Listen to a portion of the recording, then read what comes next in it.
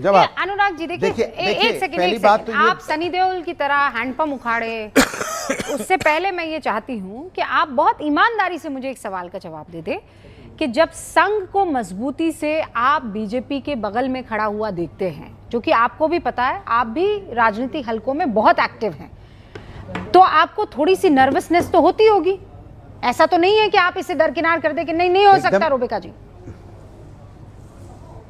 देखिए, वो जितना उनके साथ रहेंगे उतना ही हमें फायदा होगा, सीधी सी बात है, कोई नर्वसनेस नहीं होती है। 2024 में साथ में थे। मैं जो बात बता रहा हूं, जिन्होंने कहा ना कि इनके सीएम लड़ रहे हैं या दिल्ली लखनऊ की लड़ाई इसलिए इसका फायदा समाजवादी खोज रहे, इसका फायदा नहीं हम खोज रहे हैं, हम मुद्दों पर लड़ाई लड़ रहे हैं। आपने कानपुर में देखा, एक बीजेपी का कार्यालय और हॉस्पिटल एक साथ बनना शुरू हुआ, 100 बेड का हॉस्पिटल का बन गया, अब तक उद्घाटन नहीं हुआ, लेकिन बीजेपी के कार्यालय में उद्घाटन भी हो गया, आना जाना भी हो गया। तो मतलब जनता की चिंता कम है और अपने कार्यालय की चिंता ज्यादा है, एक बात। दूसरी बात, हम किसानों के मुद्दों पे बात उठाते, जब किसान को एमएसपी गारंटी नहीं देते तो हम आपको आवाज उठाते हैं, हम शिक्षा की आवाज भी उठाते हैं, हम स्वास्थ्य की आवाज भी उठा रहे हैं, हम अगर किसी व्यक्ति के साथ अन्याय हो रहा है, अगर बहुजन समाज के साथ अन्याय हो रहा है तो उसकी आवाज उठाते हैं, अगर शंकराचार्य के साथ अन्याय हो रहा है तो उसकी आवाज उठाते हैं। सवाल यह है कि हम जनता के मुद्दों पर लड़ाई लड़ रहे हैं। दूसरी बात जो आपने बोली रूबिका जी, आपने बोला कि आपके पास एक सेकंड, आप कह रहे हैं कि आप जनता की आवाज उठाते हैं, जो भी दबा कुचला उसकी।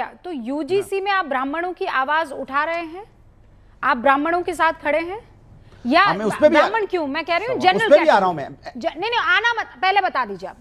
हमने पहले बता दे रहा हूं और मुझे बोलने दीजिएगा उसको, पहले बता रहा हूं, कोई दोषी बचना नहीं चाहिए और निर्दोष को सजा होनी नहीं चाहिए, इसके साथ हम लोग खड़े रहते हैं। और डंके की चोट पे कोई दोषी नहीं बचना चाहिए और निर्दोष को किसी प्रकार की सजा नहीं होनी चाहिए। दूसरी बात, अब मुझे बोलने दीजिए, मेरी बात अधूरी रह गई थी।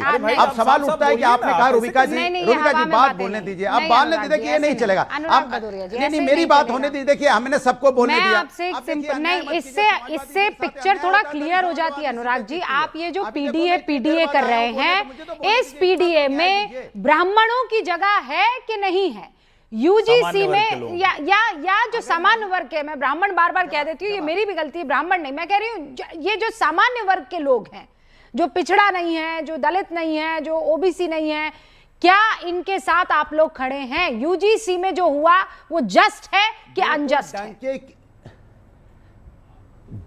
डंके की चोट पे खड़े हैं और सामने आपके अनुराग भदौरिया बैठा है जो छत्री समाज से आता है, और कोई भी अगर अगड़े के साथ अन्याय होगा, समाजवादी पार्टी डंके की चोट पे खड़ी दिखाई देगी, जैसे आपने शंकराचार्य के साथ देखा है। अब मुझे बोलने दीजिए। अब देखिए, मुझे डिस्टर्ब मत कीजिए, मैं अपनी बात कह लूं, मैं किसी के बीच में नहीं बोला। दूसरी बात, आपने बोला कि उत्तर प्रदेश के अंदर में देखिए बजट कितना है, 9 लाख करोड़ का। बोलने दीजिए, 9 लाख करोड़ का बजट आया, आपको याद है 15-16 में समाजवादी पार्टी के समय में 3 करोड़ 48 लाख का था। 17-18 में कितना बढ़ा? 4 करोड़ 28 लाख।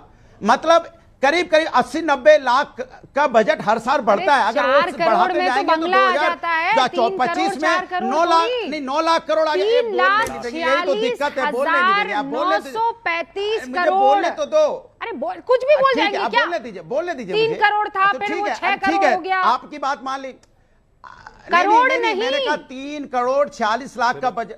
चलो 3 करोड़ 46 लाख का बजट। अरे 3 करोड़ 46 लाख का बजट नहीं होता, उसमें तो आपकी गाड़ी आती है 3 करोड़ 46 लाख में तो। अरे यार 3 लाख 48 करोड़ का बजट जब दिया गया था, 3 लाख करोड़ का, नहीं 3 लाख 46,935 करोड़ का बजट। अब मुझे बोलने दीजिए। मुझे देखिए, आप क्या ये बोल के आप मेरी आवाज दबाना चाह रहे हैं, बार-बार उसमें एक लाइन। मैं करेक्ट कर रही हूं, आवाज दबाना चाहती हूं। अब आप डिस्टर्ब कर रहे हैं, ये ठीक नहीं। मैं डिस्टर्ब थोड़ी, आप कह रहे हैं 3.5 करोड़ का बजट, मैंने कहा आप कह रहे 3 करोड़ 4 लाख का बजट। बोलूं ना 3 लाख, नहीं 3 लाख हो गया, सॉरी मेरी गलती होगी, बोल दिया। आप देखिए, आप लोग कान में इतना बोलते हैं जो मेरी आवाज को दबाना चाहते हैं। हर्षवर्धन जी, आप स्टूडियो में उसका फायदा मत लीजिए, डिस्टर्ब करना ठीक है। चीख कर बोल रहे हैं कि 3.5 करोड़ रुपए का बजट। मुझे बहुत कम समय में बहुत ज्यादा घर के बजट की थोड़ी बात हो रही है भैया, यूपी के बजट की बात हो रही है। और मुझे बोलने दीजिए ना, इतना देर तो आप बहस करने में काट देंगे। मैंने कहा 3 लाख 40 हजार करोड़ का बजट था 2016 में, 15-16 में। उसके बाद 16-17 में 4 लाख 28 हजार करोड़ का बजट आया। अब सवाल है कि प्रत्येक साल कितना बढ़ रहा है? करीब 1 लाख करोड़। अब ये जब आप 2025 आ गया तो अगर 9 लाख की जगह 11 लाख करोड़ होना चाहिए था, जो 9 लाख करोड़ पे रुक गया। एक बात। दूसरी बात, हमारे समय में कर्जा था 4 9,14,000 करोड़। अब कितना है? ठीक है, 9 लाख करोड़ का कर्जा है। कितना कर्जा बढ़ गया? कितना कर्जा बढ़ गया बताइए आप उत्तर प्रदेश के ऊपर में? करीब दुगने से ज्यादा।